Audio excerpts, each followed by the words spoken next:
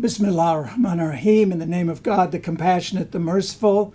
Sorry about that. We had some minor technical difficulties, so we're going to start over from the beginning.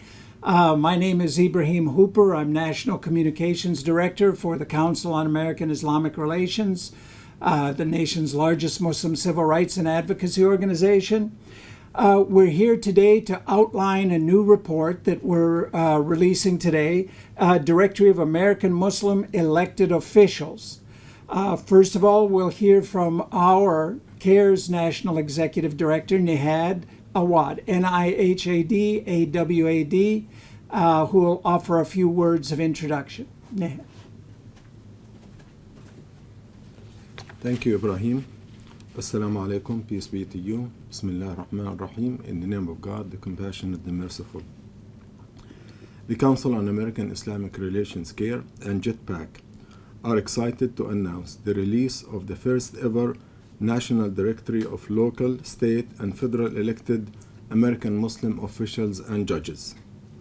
Over the past year, CAIR and Jetpac have confirmed 189 American officials who identify as Muslim that hold state or local offices across 30 states, with 40 Muslim elected officials in New Jersey, 39 in Michigan, and nearly 30 in state legislatures across the United States. This directory is proof that American Muslims continue to rise in American politics locally and at the state and federal level. CAIR and Jetpac have been tracking and reporting on American Muslim candidates running for office since 2016. The National Directory of Elected Muslim Officials is the culmination of that work. I would also note that in 2020, CAIR and Jetpac released a comprehensive report of all Muslim identifying candidates who ran for public office in 2020, titled American Muslims Breaking Barriers Running for Office for 2020. CAIR and Jetpac's report found record number of 181 Muslim candidates ran for office in 28 states and in Washington, D.C. in 2020, out of which 80 were successfully elected to office. This directory also serves as a benchmark as the 2022 Directory of Elected Muslim Officials. Following the midterm elections in November, we will issue an updated directory in January documenting which American Muslims are actively serving in office for 2023. We know that there are even more elected Muslim officials who might not be in this directory. We look forward to updating our directory. So if you are an elected Muslim official who is not in this list, please contact CAIR or Jetpac to include you in the next edition. CAIR and Jetpac will continue to track and report on the political rise and empowerment of American Muslim community, inspiring and tracking candidates, reporting on elected officials, and connecting lawmakers with their communities. Thank you. I would like to introduce Mohammed Mazzouri, Executive Director of Jetpac.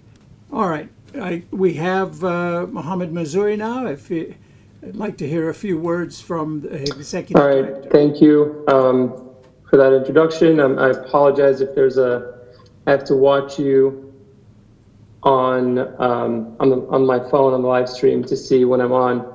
So thank you, Nihad, for that presentation and for collaboration over many years. We're really excited to announce this report for the reasons outlined by Nihad. But I also just want to add to what he was saying is that when we first started collecting this in 2016, we noticed that 23 first-time candidates ran. We believe a total of 54 in our list. People ran in total. In 2020, that number of candidates total who ran for office or on the ballot was 170 from our community. So as you can tell, the trend has been positive throughout. In the last midterm election, we had, we believe, about 63 people ran for office. because those, in the last off-year number, the number this year we believe is going to be higher, which we're going to report on next month. The positive trends for our community is that many people are running for local office. So it's not just people running for Congress, and it's a large number of people who are winning. And the reason for why that matters is that when Muslims run for local office, they can have a massive impact on education policy, housing policy, and climate justice. Those issues are issues that impact our community all over the country. And in addition to that, the other very key reason for running for local office is that today's municipal official is tomorrow's state legislator, and today's state legislator is tomorrow's member of Congress. That's how you build a pipeline. That's how you build infrastructure that is sustainable for our community. So we're really grateful that so many people are running for local office, running for mayor, running for state legislatures. In 2020, we set a record, we had historic wins for state legislature in Oklahoma, Indiana, Colorado, Florida, Wisconsin, and Delaware. This year, we're feeling very confident that we're going to have wins in adding to our numbers in Georgia and Minnesota, as well as in Georgia and Minnesota electing the first Muslims to the state Senate, Muslim women. And then we're hoping for historic victories in Maine, Ohio, California, and Illinois as well, and Texas for state legislature. So I'm going to stop it there and see if there are any questions. And actually, I'm going to turn it over to Robert, and then we'll take questions later. Thank you.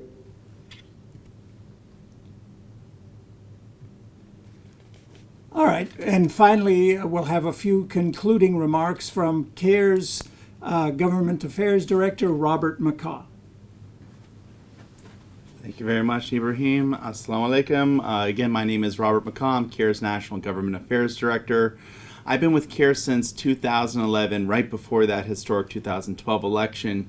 And I can tell you, going back all those years, the media has always been interested in how many Muslims are running for office, how many Muslims are in office, and what is the success of Muslim candidates.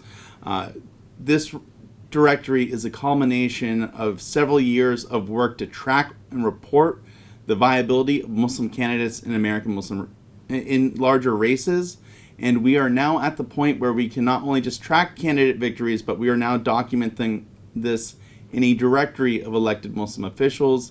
This is part of the institution building of the American Muslim community as we track the political rise of American Muslims.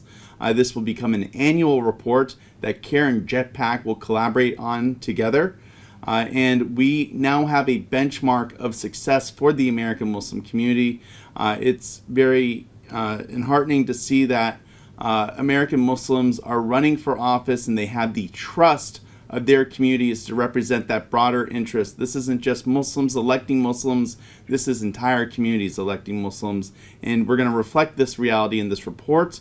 And I would invite you to read this report, get to know your elected Muslim officials, and also celebrate this, because this is not only an accomplishment for the American Muslim community, but for all Americans as we have a more progressive and inclusive democracy that really represents the true reality of what America is. So thank you very much for reviewing this report with us, and please look forward to our next report as we track this great trend. And how would they get a hold of a copy of this? Today we will be publishing a press release on CAIR's website, putting it on Twitter and Facebook, Instagram, linking to our report. It should be available within the next hour, inshallah. All right. Well, with that, I don't think there's any questions on our Facebook feed. So we're going to conclude this press conference. But if the media has any questions regarding this, please contact us at CAIR. It will be on our press release, and you know where we are. So thank you.